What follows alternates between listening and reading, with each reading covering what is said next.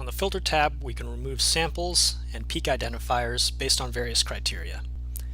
On the left are the filters that we might want to apply, and on the right, summaries of the application of those filters in a bar chart and a table.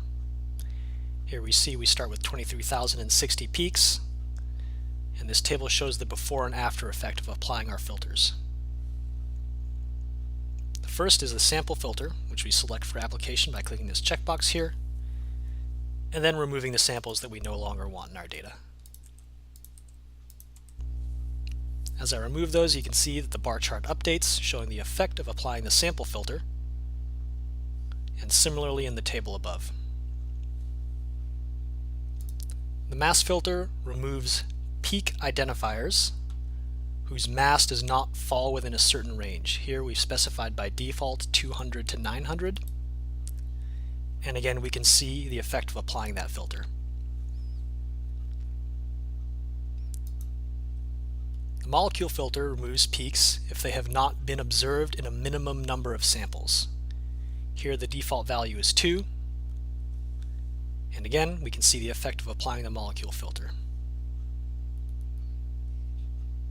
The last default filter is a formula presence filter, which simply filters peaks that have not been assigned an elemental formula. Finally, you can apply up to 3 custom filters based on any values in your molecular identification file. Click this box to show the drop-downs and select which value you would like to filter on. You can see we've calculated things such as element ratios, Gibbs free energy, double bond equivalent. We'll select oxygen to carbon ratio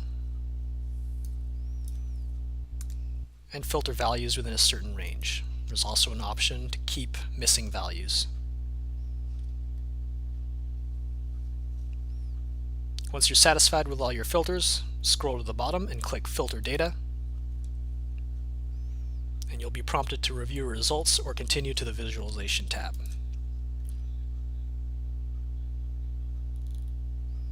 If you decided you're unhappy with your filters, they can be reset. You'll be given a warning telling you that plots you've created at this point will be discarded if you reset your filters, and an option to proceed. We're back to where we started, and you can choose different values for your filters. Once you're done with this, you're ready to move on to visualization. Please see the subsequent video for how to operate this tab.